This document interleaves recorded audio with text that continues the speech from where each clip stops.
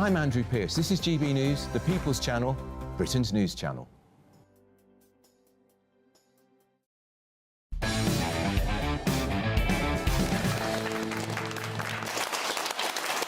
Welcome back to Free Speech Nation with me, Stephen Allen. Now, as you may recall, the assisted dying bill passed its second reading in Parliament in November and it's now going through the process of being scrutinised by a committee of MPs.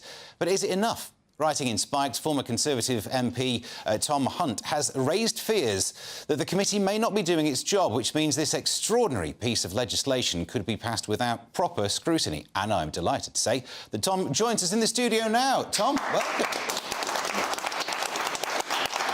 So, I read you, Peter, of all of the pieces of legislation to have worries about, this is right up there at the top of the tree, isn't it? So tell us about your worries. Well, I think it is. And I mean, I'm a former MP, and there's a number of stages when you create law. There's a second reading, there's a bill committee, there's a third reading, and then it goes to the House of Lords. I was on a few bill committees, and I'd love to say that they were fascinating, engaging things. Often they're not. Actually, they're incredibly dry.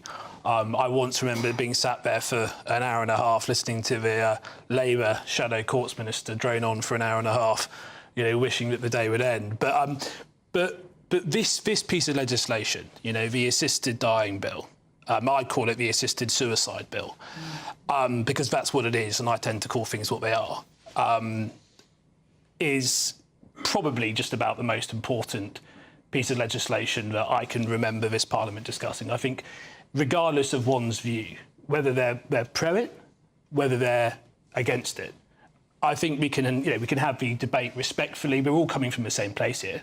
Ultimately, we want to protect vulnerable people. We want to end suffering.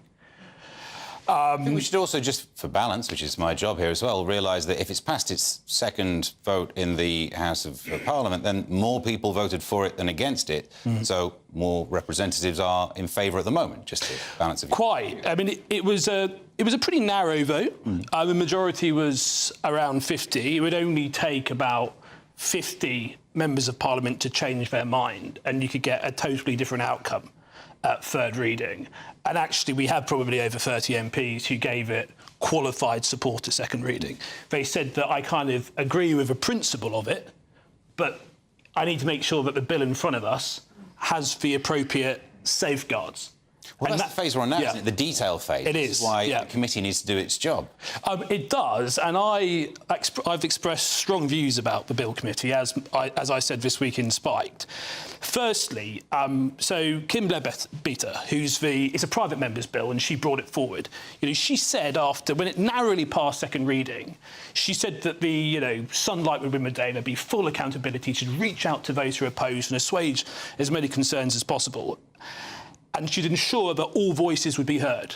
And the voices of, say, the 350 disability organisations and charities that have opposed the assisted dying bill, their voices would be heard. That is not what we're seeing. When it comes to the membership to the bill committee, what we've seen is that the MPs who are on the bill committee who are opposed to the second reading are generally new MPs who have barely been in Parliament for a few months, have very limited understanding of the parliamentary process, whereas most of those who are in favour of the bill tend to be seasoned parliamentarians, most of whom spoke about the bill at second reading, whereas the opponents, only one of them, Danny Kruger, spoke against the bill at second reading. So I think it's stacking the deck with the perception that you're ticking the box of having a few opposed to it on the committee. So you're saying this is a deliberate move, a cynical move to try and pack the committee? It certainly looks like that for me. And in fact, the cross-party group of MPs who are organised opposition, across all parties, suggested a number of names of opponents to go onto this committee, and that included medical professionals. One MP, who's actually a psychiatrist, wanted to be on the committee. No, not on the committee. And then last week, what we saw was more of this theme. We saw the first meeting of the bill committee. They had a vote at the last minute to have most of it in private session, not in public session. Not looking good for sunlight winning the day, not looking good for transparency. Did they give a reason for that, a justification? Well, the explanation was that this meeting was to discuss who should be witnesses to give evidence. and they said that they might say things about some of the potential witnesses that might be upsetting or insulting, and it's best to do it in private. That was the explanation. I'm not sure I buy it. But what's interesting is initially, bearing in mind with the assisted dying bill, issues around coercion, about mental state, etc., the pivotal importance of those issues. Initially, the Royal College of Psychiatrists was blocked. You know, there was a vote on whether the Royal College of Psychiatrists should have a representative on the bill committee, and there was a vote, and it was blocked.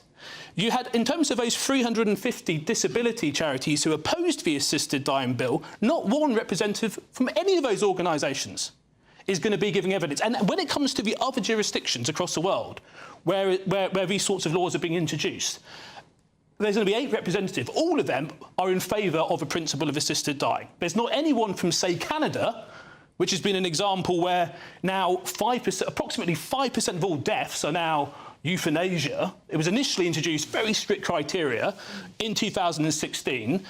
Death had to be reasonable, foreseeable. Now that's gone, and out of those who are going for this, where it's not death reasonably foreseeable, about 58% have a disability. And we've got a growing number of people in Canada who have been opting for euthanasia, and a key thing for them has been things like loneliness, not wanting to feel like a burden. The idea of obviously there's the slippery slope fallacy and there's the actual slippery slope, and that's what we're talking about here. And that's why you need restrictions put in. And those people who you say are in favour of it with condition would be about having the correct conditions put in. Do you think this committee will help their goal, that side of the argument? Or for those people who only give it their agreed consent with the idea of there being scrutiny, this could go against them? Because those people who like the idea or are willing to consider this as a legal step forward surely want this scrutinised and might be more likely to vote against it if they don't see that sunlight being the best. Well, I think there's a lot of truth to that argument, and I think we're already sensing that people don't like what this looks like as a bit of a stitch-up. They don't like it. They don't like the fact the Royal College of Psychiatrists were initially blocked, and then they were brought back on, by the way, because of the public backlash. But this is not...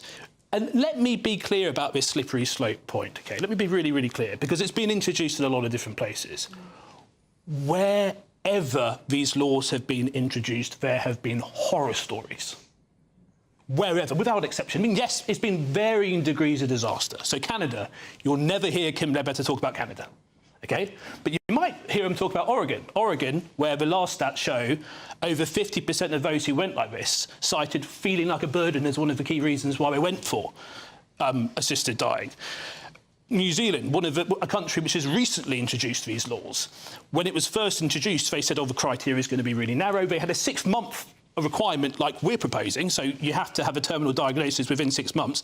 They're already trying to get rid of that restriction. And also, the issues with actually diagnosing and actually prognosis. You know, we've had a story, I saw a story in the Telegraph last week saying that there are huge numbers of people who said they only had 6 months left to live. 3 years on, they're still alive. Esther Ranson's an example of that. You know, it's wonderful that she is, and I'm really pleased that she's had another Christmas with her family, but isn't that's an example of the issues? I mean, this is such a big issue that will be going through our Parliament. We need to keep paying attention to it. We've run out of time on this one, but I'm sure we'll be talking to you again about it at some stage in the future, and keep an eye on this for us. Thank you very much. Tom Hunt,